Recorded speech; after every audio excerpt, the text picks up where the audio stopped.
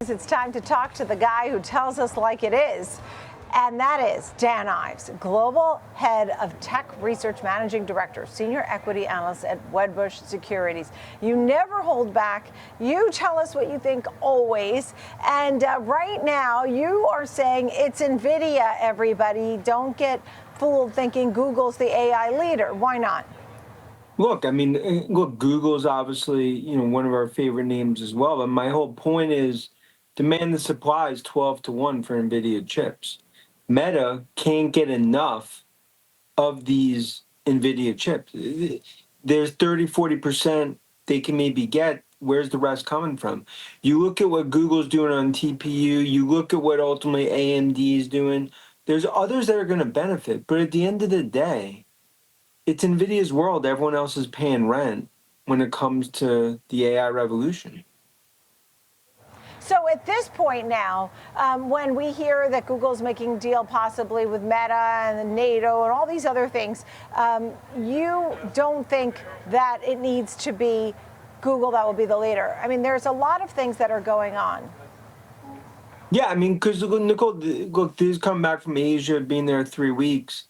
NVIDIA, most of these are basically sold out through 26 when it comes to chips. So when you look at, for smaller capacity areas, training, and some of the other sort of use cases, you could use Google chips.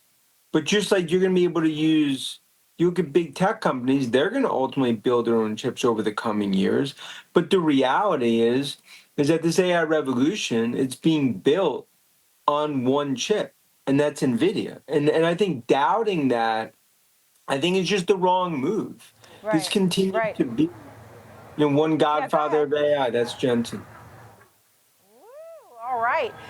You also, when you talked about him being the Rocky Balboa of the AI revolution, I also heard that you said the likelihood of no cut was the same from the Fed was the same as you being the center for the next year. Even when we had the unlikely situation where maybe we wouldn't get the cut, you thought the cut was coming. Why is the cut coming? And are there more cuts coming? Yeah, look, me and Tuchman have talked about this a lot, right? The reality is that, like I said, there's a better chance of me playing in the NFL this weekend or the NBA than ultimately a cut not happening. But I think it just shows, look, the reality is you're going into a dovish cycle. In terms of Hassett, ultimately that's going to be next Fed chair. That is bullish, and I think just going through the sort of knee jerk and doubting, I think the narrative that we're in, I think that's how you lose money. The 10 years telling you something, and I think it just speaks to what I view is going to be a risk on, not just into year end, but as we go into 2026. That's what I told Einstein, get the S&P 7,000 hats ready for the coming weeks. He has them. So they're when ready. we think about the names that have the potential, for AI, the biggest name is? Well, the biggest name is obviously NVIDIA, but I think when you look at Microsoft, that continues to be the table pounder relative to what's happening on the enterprise. I think Microsoft, Meta, and Oracle, those sell-offs make those all table pounder names to own. Right, because I was going to ask you about cloud services, and then cybersecurity. So your winners in each one are? Yeah. So I think if you look on the software side, the massive AI Palantir, I think that's $1 trillion market cap next 2 to 3 years. That continues to be one of our core winners, along with Snowflake, MongoDB. I think on the infrastructure side, Nebius, I think that continues to be very, I think underappreciated in terms of everything they're doing. And then I look on cybersecurity, everything George is doing at CrowdStrike and what Nikesh is doing at Palo Alto, those two names stick out front and center. And then, of course, it's the hyperscalers that we continue to own. And look, it speaks to the Ives AI 30. Who are the winners? Who are the second, third derivatives? The bears will come out of hibernation mode, and they'll scare. I get it. It's just part of this market. The reality is this tech bull market has another 2 years, and that continues to be our view in this AI revolution. Are you still a Tesla fan? I don't think there's a better AI name to own in 2026 than Tesla. because it's my view autonomous and robotics will define the future of Tesla. And I think it's going to be the biggest chapter of growth ever. I think autonomous alone is worth $1 trillion. Look, now you're starting to see it. Robo-taxis, they're going to be 30, 35 cities. The regulatory framework is going to be accelerated. Musk, wartime CEO, has the pay package. That's not a concern anymore. 600 base case, 800 bull case for Tesla. Why do you think Salesforce CEO Mark Benioff was saying so many great things about Gemini 3 versus ChatGPT? He said he used ChatGPT for 3 years. Now he tried Gemini. It was, a life-changing moment. He's never going back. What's so great about Gemini 3, and is it going to be the leader, at least in that part of it? Look, Gemini, it's a special in terms of what they've produced there. Look, it goes back to New York City cab driver was bearish on Google to start the year, right? The breakup, AI is going to, ruin their business model. And now look, I mean, they've had their own Rocky Balboa moment, maybe Rocky 2, right? In terms of what we see playing out. Look, this is not a zero-sum game. I mean, what OpenAI is doing, ChatGPT, they're going to continue to be the core leaders, but I believe the AI component for Google, that could add potentially $100 per share to the name. That's why that's a name you continue to own core going into 26. How do you view Tim Cook and sales of, as the leader, as the visionary, how 17 is doing? I mean, look, that's why he's Hall of Fame CEO, right? They continue to count him out, and then ultimately look where Apple is. And this is even before they've gone down, I think with this candlelight dinner with Google and Gemini, that's going to be their AI partner. iPhone 17, we've seen it in Asia. That continues to be a surprise upgrade cycle. Streets continue to have to come up in terms of numbers. And the consumer AI revolution is going to go through Cupertino and Cook.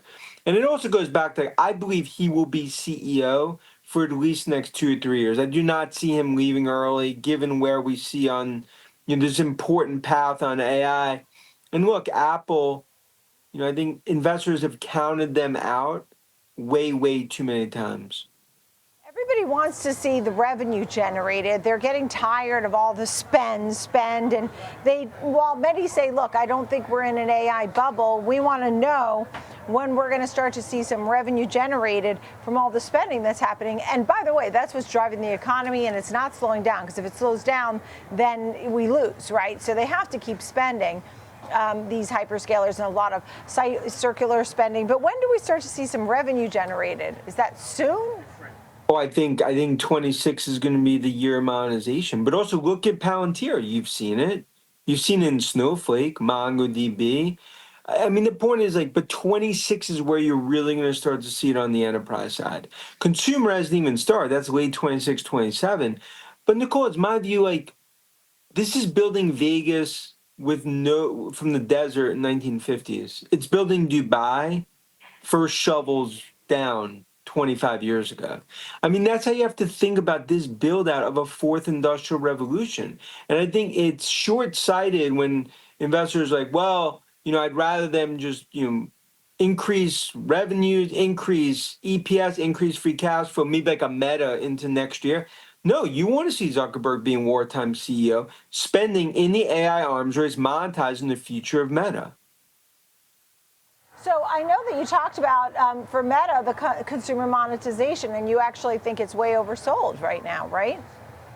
Look, I just think it comes down to Meta is not going to second, third, fourth choices when it comes to chips if they didn't think the opportunity was there.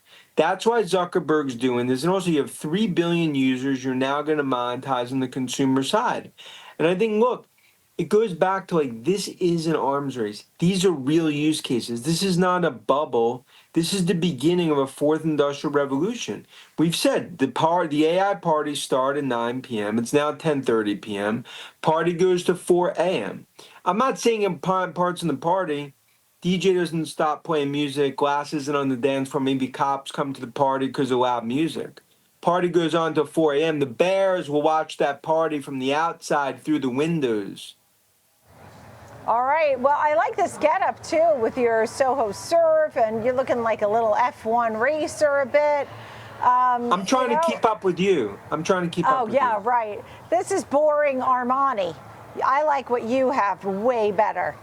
Okay, Dan Ives. Happy Thanksgiving. Happy Thanksgiving to you and your loved ones. Global Head of Tech Research, Managing Director, Senior Equity Analyst, Wedbush Securities, Dan Ives.